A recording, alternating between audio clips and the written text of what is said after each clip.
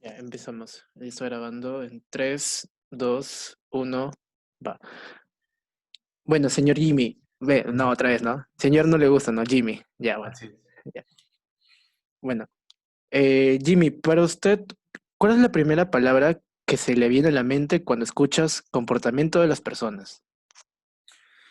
Mm, digamos que no podemos reducir la definición en estos tiempos a su significado más elemental, ¿no? Que es el de, no sé, comportamiento, desenvolvimiento, conducta. Yo creo que hoy, en el contexto de la pandemia, comportamiento tiene una carga ética muy fuerte, ¿no?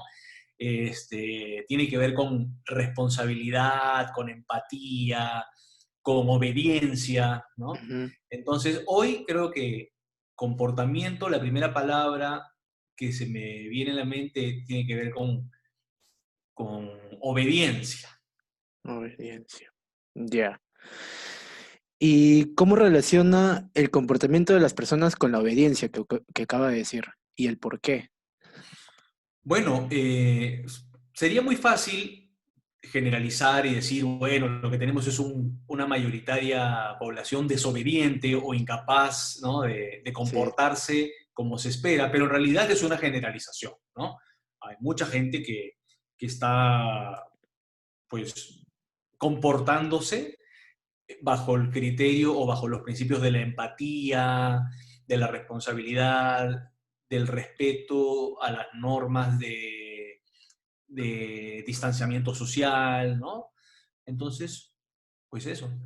Ujú. Hay una diversidad, digamos, ¿no? Claro, diversidad. Y sobre todo la falta de obediencia que nosotros, los peruanos, no tenemos. Por eso, pero yo insisto en que es bastante sencillo inmediatamente juzgarnos como desobedientes, ¿no? Porque Ujú. sí, todos tenemos una cuota de desobediencia, ¿no? O sea, de repente ni tú ni yo nos vamos a ir a bailar esta noche, pero alguna otra cosa desobedecemos, Claro, eso ¿no? es Nos cierto. pasamos la luz roja, en fin, ¿no? Hay mil formas de incumplir en la vida. Ujú. Ujú. Ya, ¿y cuál es la primera palabra que se le viene a la mente cuando escuchas cuarentena? El aislamiento. El aislamiento. ¿Y cómo relacionas cuarentena con el aislamiento? Pues, pues, pues en una relación causa-efecto, ¿no? La cuarentena, digamos, nos fuerza o nos conduce a distanciarnos socialmente, de aislarnos, ¿no? Ujú. Ujú. ¿Y cuál es la primera palabra que se le viene a la mente cuando escuchas pandemia? Pues es una epidemia de alcance global, ¿no? ¿Y cómo relacionas la pandemia con ese alcance global? Pues no, esa es su definición, ¿no? Esa es la definición. Ahí sí estoy siendo bien enciclopédico, digamos, ¿no? Enciclopédico. Pandemia es una enfermedad o una epidemia, perdón, que tiene un alcance global, ¿no? Ujú. Y para usted, ¿cuál sería la relación entre la palabra comportamiento de las personas con la pandemia? Pues repito, a mí se me haría muy fácil y es lo primero que me viene a la mente, ¿no? Que la relación entre el comportamiento de las personas y la pandemia es la desobediencia, la falta de empatía, el egoísmo, ¿no? El individualismo, pero yo precisamente como, por respeto a mi quehacer como antropólogo, no puedo caer en esa generalización, ¿no? Ujú. Primero que nada, porque aquí tenemos a dos personas que seguramente son muy respetuosos de las normas, más que por el respeto propiamente dicho, sino por el deseo de cuidarnos y de que todos podamos superar juntos esta crisis, ¿no? Entonces, no puedo generalizar, aunque me provoque decir la relación entre el comportamiento y la pandemia es la de desobediencia y egoísmo, pero no. Ujú. ¿Y cuáles son las características de una persona que se encuentra en estado de pandemia para usted? ¿Y por qué? Mm, bueno, nuevamente, ¿no? Creo que muchas de mis respuestas van a ir por el mismo lado, ¿no? El evitar hacer una definición que englobe a todos, ¿no? Ujú, Porque yo creo que tenemos un gran sector de la población que toma conciencia, ¿no? De las circunstancias y que se cuida y que cuida a los demás. Otros que no tienen la posibilidad de darse el lujo de cuidarse porque tienen que salir a buscar un ingreso, porque o se mueren por la pandemia o se mueren de hambre. Pero también están eh, los que son noticia en las últimas semanas, que son los que, guiados por su deseo de desobedecer, porque también es rico, pues, ¿no? También es sí. rico incumplir una norma, pasarse de criollo, sabérselas todas, también eso es parte de nuestra identidad, ¿no? Entonces, haberte ido de parranda toda la noche y que no haya pasado nada, que nadie te haya descubierto, al día siguiente te levantas como el gran Claro. aventurero, ¿no? Ujú. Eh, entonces creo que también hay un sector importante de la población que está poniendo en riesgo, sin tomar en cuenta el riesgo, digamos, poniendo en riesgo a los demás, por complacer una necesidad intrínseca de desobedecer, ¿no? De burlar, ¿no? Ujú. Por el simple deseo de complacer sus necesidades personales de diversión, de ocio, de juerga, de alcohol, ¿no? De baile, etcétera, etcétera.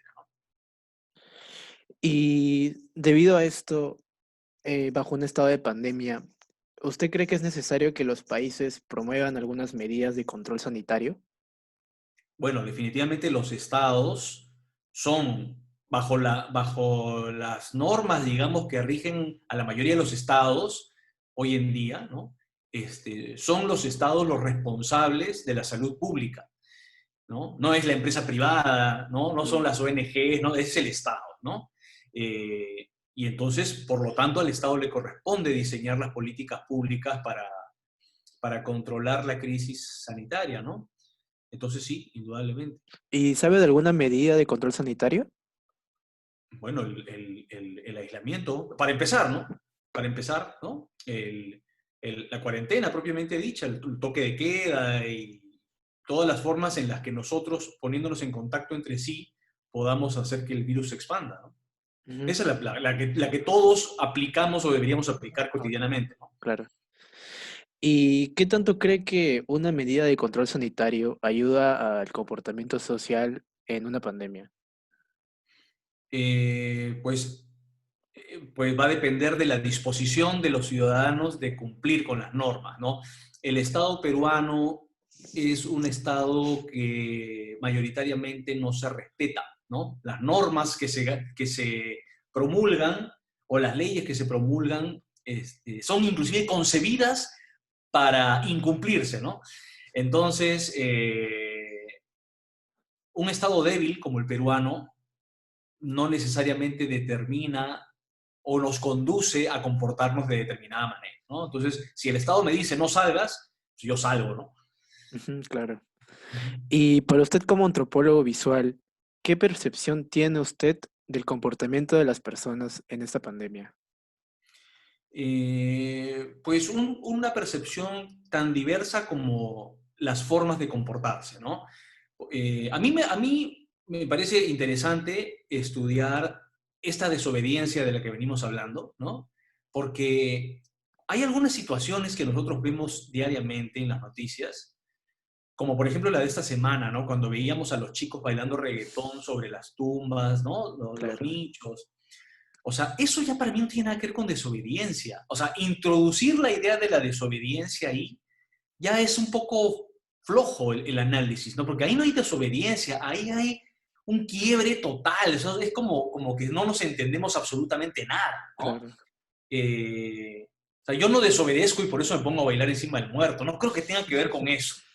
Entonces hay que tratar de analizar un poco más la situación y ahí es donde entran los antropólogos, ¿no? Ujú, Pero también me interesa el comportamiento de otras personas, las que sí obedecen, las que se sientan en su computadora y que han fortalecido en estos meses su, eh, a ver, han fortalecido su capacidad de juzgar al otro.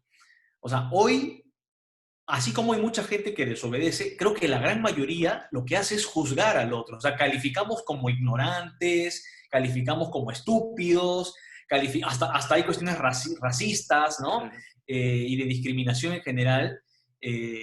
Entonces me parece que también es importante estudiar a aquellos que se han atribuido, ¿no? Cierta capacidad o cierto privilegio de juzgar al otro, ocultado en ese parcial anonimato que te dan las redes sociales, ¿no? Ujú, eso es cierto.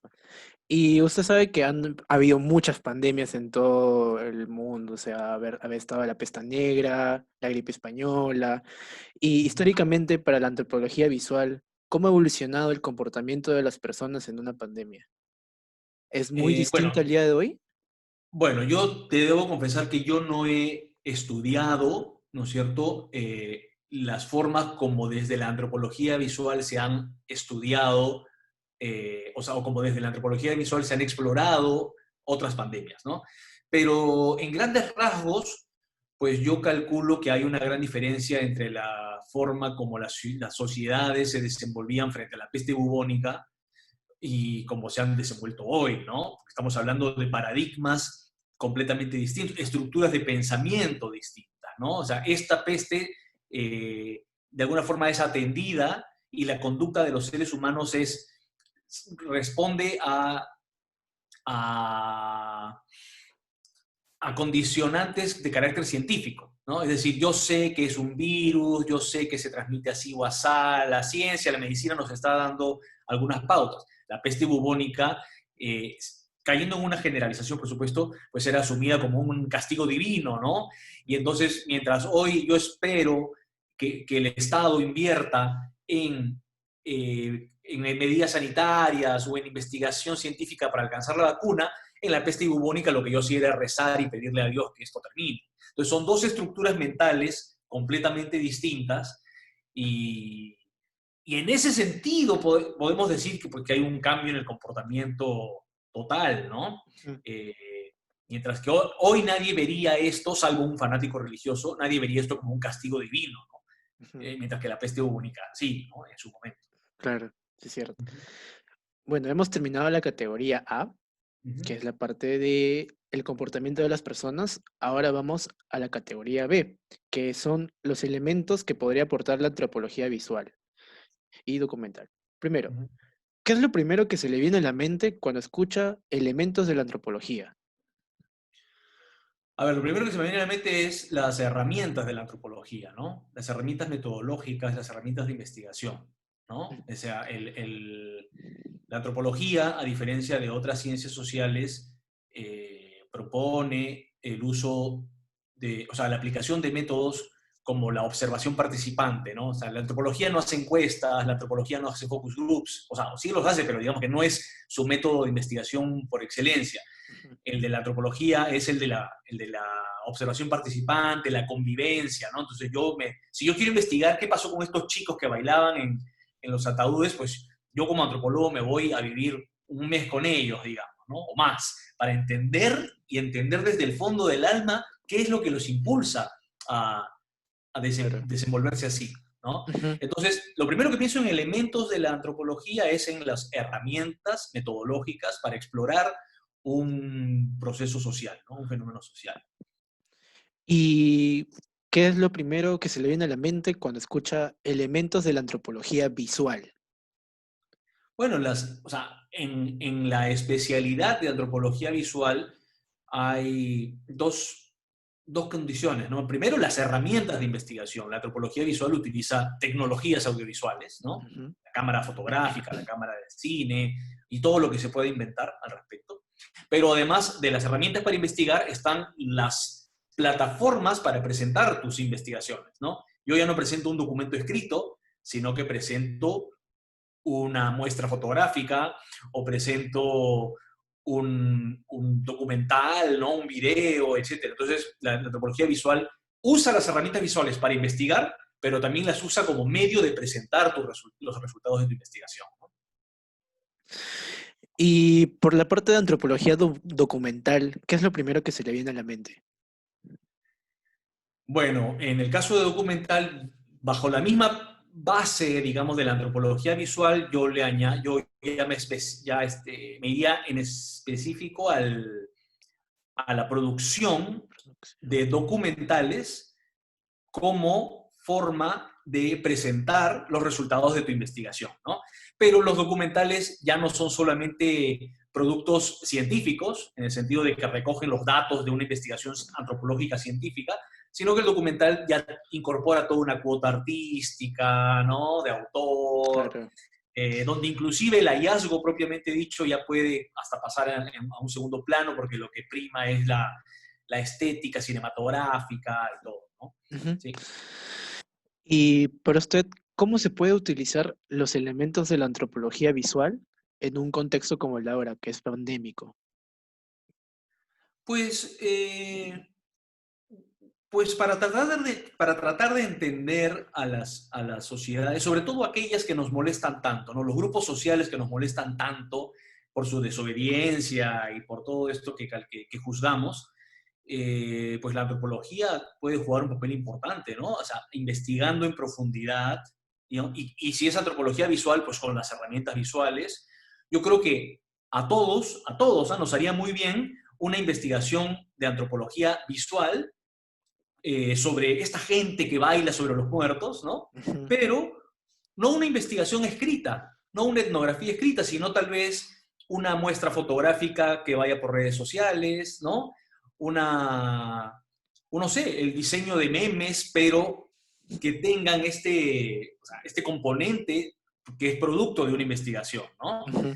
Eh, entonces sí, yo creo que la antropología visual podría, claro, en estos momentos nadie se va a arriesgar, ningún antropólogo va a ir a hacer trabajo de campo, ¿no? Pero una vez que pase la pandemia, seguro va a haber mucha investigación al respecto. Ujú. Y con respecto a la antropología documental, ¿qué elementos se podría utilizar para este contexto pandémico?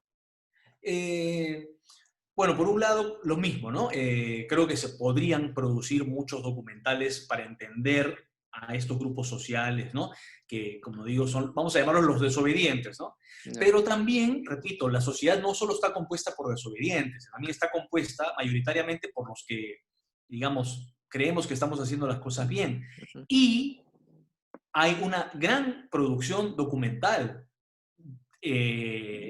documentales en cuarentena, ¿no? Documentales de hecho, yo mismo ahorita este mes he llevado un taller en DocuPerú, Ujú. que es una institución, digamos, reconocida por la producción de documentales en el Perú, y yo lo he querido llevar este semestre, o perdón, este mes, y todos los documentales que hemos producido en un mes han sido documentales de mi aislamiento, documentales sobre mí, sobre todo lo que pasa por mi cabeza ahora que estoy acá encerrado en mi casa. Ujú. Y yo soy profesor universitario y también dicto el curso de documental.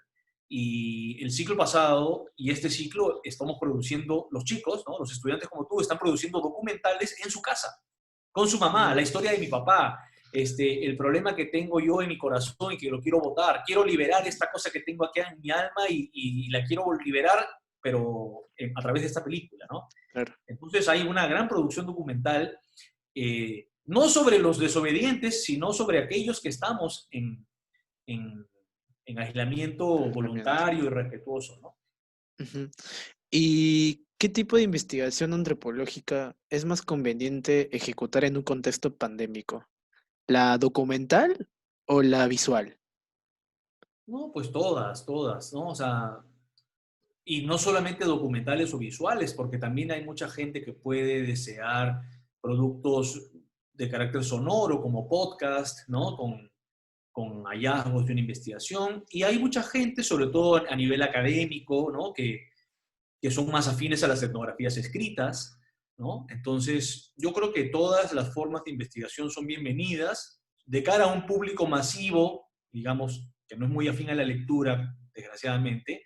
Tal vez una etnografía visual, documental, fotográfica, ¿no? O interactiva, ¿no? Ujú. Puede ser más atractivo, pero a nivel de academia, las etnografías escritas son muy reconocidas y leídas, ¿no? Ujú. ¿Y cómo aportaría la antropología visual en un contexto pandémico?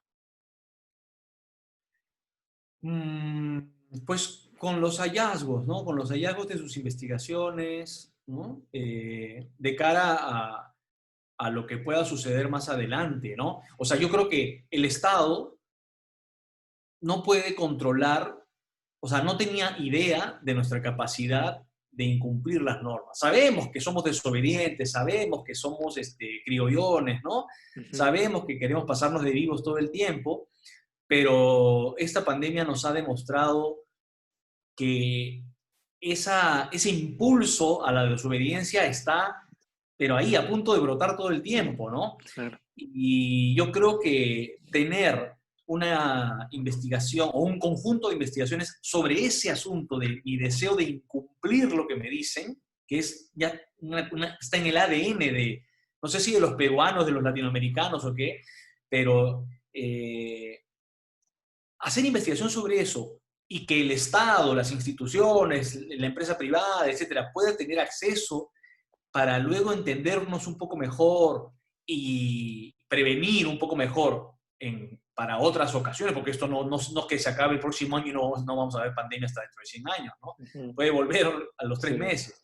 Entonces sería interesante que se explore mucho más este impulso a la desobediencia, que ha sido, creo, el Estado no ha sido muy eficiente tampoco, pero sí tenemos una gran parte de la culpa, ¿no? Y entonces creo que va a ser muy bueno que se investigue ese asunto de la, este deseo tan potente de desobedecer, de incumplir, o pues de poner por delante mi satisfacción personal, ¿no? Acá me puedo poner así medio político, ¿ya? Pero muchos opinan que este egoísmo, ¿no? Este egoísmo de que yo voy a bailar, yo voy a jugar fulbito, yo voy a tomarme una chela con mis patas, yo, a pesar de que me han dicho que no, es el resultado de este hiperindividualismo, ¿no? Hiperindividualismo, que también pues es resultado de un modelo político, de un modelo económico, ¿no? El neoliberalismo y bla, bla, bla, ¿no? Pero también es resultado de que este individualismo en países como el nuestro, donde la situación económica pues no puede complacer a todos por igual, nos obliga o sea, yo acá lo que importa soy yo soy el que tiene que conseguir la meta, sálvese quien pueda, yo mismo soy, ¿no? Aquí lo que importa es, entonces, la vida de los demás no me importa, yo soy el que Ujú, tiene que sobrevivir, ¿no? En esta crisis. Entonces, tampoco me importa la vida. Y mira el ejemplo, o sea, tampoco me importa la vida de los demás que hasta bailo encima del muerto, ¿no? No sé si me he ido hasta un extremo, pero todo eso puede ser objeto de análisis, ¿no? ujú, claro, eso es cierto. Y por parte de la antropología documental, ¿cómo aportaría en un contexto pandémico? En los mismos términos, ¿no? En los mismos términos, ¿no? O sea, creo que la antropología más amplia, la antropología visual, la antropología documental y todas las formas de explorar que tiene la antropología y de presentar sus hallazgos, eh, pueden ser muy útiles no para entender sobre todo esta voluntad que tenemos de desobedecer y también la otra que te decía, el deseo tan intenso que tenemos de juzgar al otro, ¿no? Claro. Y para usted, ¿cuál sería la importancia de la antropología visual y documental en una investigación? Pues a ver, la antropología en todas sus formas, como te comenté hace un rato, introduce un método de investigación que es el de la observación participante, las entrevistas en profundidad, ¿no? Mm, Historias personales, etcétera, etcétera, que son métodos complejos, de largo aliento, ¿no? No dan resultados inmediatos, no son estadísticos, ¿no? Pero nos ofrecen datos en profundidad, ¿no? Y ese nivel de profundidad que alcanza una investigación gracias a las herramientas metodológicas de la antropología es la que puede ser muy útil bueno, para conocernos mejor, para entendernos mejor, ujú, y luego pues para dejar de juzgarnos, comprendernos, integrarnos, tolerarnos, etcétera, etcétera. claro. ¿No? Y La antropología visual y la antropología documental tienen unos aportes. Y esos aportes, ¿cómo se relacionarían entre ambos en un contexto de pandemia? ¿Cuál, Esta pregunta sí no te la entendí. ¿Los cuál aportes? sería la relación entre los aportes de la antropología visual y la documental en un contexto de pandemia? Mm, bueno, pues la relación entre entre estas dos formas de hacer antropología en un contexto de pandemia, pues creo que ambas formas están ofreciendo productos, ¿no? Obras cinematográficas, ¿no? Eh, videos que circulan por redes sociales, ¿no? Y cosas por el estilo que nos pueden ayudar a entender. Lo que pasa es que también hay que entender que la antropología igual es una ciencia social, ¿no? Y en una sociedad como esta, que, que juzga a quienes piensan distinto, entonces cuando viene un antropólogo a tratar de explicar por qué el otro se comporta así, por cuáles son las razones que llevan al otro a desempeñarse de tal manera, viene este grupo de poder que tiene las convicciones de que no, la gente es ignorante, la gente es estúpida, la gente es desobediente, hay que matarlos, hay que encerrarlos, hay que castigarlos, ¿no? Y, y entonces la antropología como institución necesita todavía fortalecerse más, ¿no? Ujú. Poco a poco, ¿no? La antropología es una ciencia relativamente joven, en el Perú se funda en los años 50 del siglo pasado, ¿no? Entonces, eh, poco a poco se va a ir consolidando, ¿no? Han habido pasos tremendos en los últimos años, pero poco a poco va ofreciendo más hallazgos, ¿no? Y se va ganando el respeto de la sociedad. Pero todavía pues hay quienes nos llaman, no sé, confusos, ¿no? Social confusos y ese tipo de cosas, pero no hay ningún social, no, nadie está confundido acá. Lo que pasa es que el otro no tiene ganas de que le muevan la alfombra y que se dé Claro. cuenta que todo lo que pensaba se puede explicar, ¿no? Ujú. ¿Y cuál sería la relación entre la antropología visual y el comportamiento de las personas? Pues la relación es esta, ¿no? La de que la antropología puede convertirse o sea, es una ciencia social, Ujú. una disciplina científica que explora las conductas de las personas, por supuesto, basándonos en su cultura, ¿no? En sus rasgos culturales, o subculturales inclusive, ¿no? Eh, y ya, esa es. Lo que necesitamos es, pues, mayor inversión, ¿no? O sea, si yo quiero hacer una investigación antropológica, todavía necesito, eh, pues, postular algunos fondos que no son muchos para poder conseguir los recursos para hacer esa investigación, ¿no? Si yo quiero hacer hasta un documental antropológico, pues no es que yo voy a tocarte la puerta y tú me vas a dar los recursos, ¿no? Hay que postular a fondos, hay que postular a determinadas fuentes de financiamiento, pero no son muchas. Ujú. Entonces, aún falta que haya una visión mucho más amplia a nivel institucional, a nivel del Estado, para apostar por la investigación antropológica. Como te digo, es una disciplina científica muy joven que todavía no está muy instalada en el imaginario de todos, ¿no? Ujú. ¿Y en qué situaciones de pandemia para usted es conveniente trabajar esa antropología visual? Pues ¿no? En las situaciones de pandemia y en situaciones de guerra y en situaciones de paz. Todo el tiempo hay que entender. Nuestra sociedad, más allá de la pandemia, nosotros somos una sociedad con una serie de problemas vinculados. O sea, es más, lo que vemos hoy en la pandemia, que son estas dos cosas que yo te he dicho, ¿no? La desobediencia, el impulso de incumplir las normas, y por el otro lado, este afán de juzgar al otro, son dos cosas que pasan más allá de la pandemia. Entonces, fuera de la pandemia, solo con estos dos temas podríamos tener mucho por investigar, ¿no? Mucho por entender, ¿no? Pero lo importante es que los hallazgos se puedan plasmar en formas que sean popularmente atractivas, ¿no? Entonces, que yo como usuario de Facebook pueda entrar, encontrar los hallazgos de una investigación antropológica sobre por qué desobedecemos, pero no en un artículo académico que no puedo entender, sino a través de, como te digo, fotos, memes, videos, videominutos, virales, ese tipo de cosas, ¿no? Ujú. Pero los antropólogos saben perfectamente eso, ¿no? O sea, saben que si quieren que sus hallazgos los pueda ver todo el mundo, no se trata de escribir artículos académicos, que los tienen que hacer por el entorno académico donde se desenvuelven, pero también otras formas, como te digo, ¿no? Virales, memes, videos, etcétera, para que puedan ser consumidas por el público. Ujú. Y con respecto a la antropología documental, ¿en qué situaciones de pandemia es conveniente trabajarlo? Pues mira, yo creo que replicaría la respuesta, ¿no? La diferencia es que, y el documental también tiene muchas formas, ¿no? O sea, no solamente en que hay largos y cortos, y hay documentales más científicos, ¿no? O más de conocimientos, ¿no? Hay Ujú, documentales como los que todo el tiempo vemos en History Channel, Discovery Channel, que son documentales para aprender una lección, ¿no? Entonces yo puedo hacer un documental de ese tipo para entender por qué somos así o por qué somos así.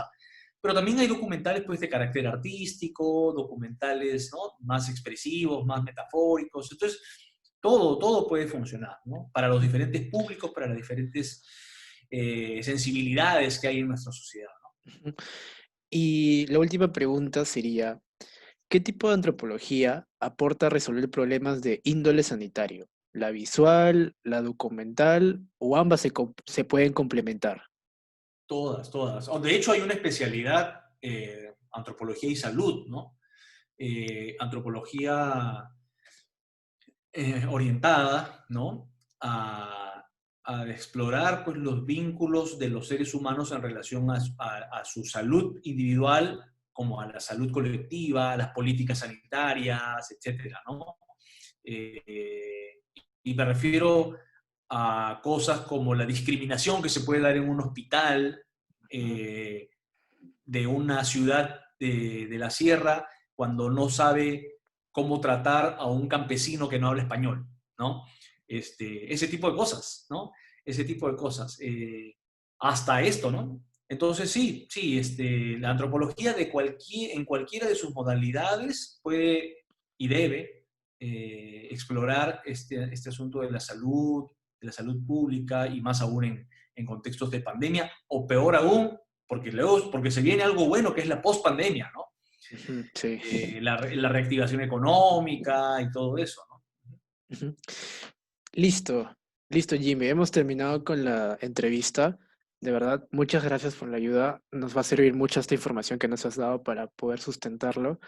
Y de parte de mi grupo, te agradecemos nuevamente y esperamos que si en un futuro nos vuelven a preguntar lo mismo, alguna duda, podemos contar con su ayuda para poder resolverlo, porque a veces tenemos esas dudas de que como nosotros no dominamos tanto ese campo antropólogo y además estamos encerrados en casa, o sea, es muy difícil verlo. Igual, Ujú. Sí, con estaríamos todo gusto. listo. Entonces, muchas gracias, Jimmy. En verdad, Muchas nos ha gracias a ayudado usted. usted. No, no te preocupes. Listo. Hasta Listo, luego. cuídate, Gracias. gracias.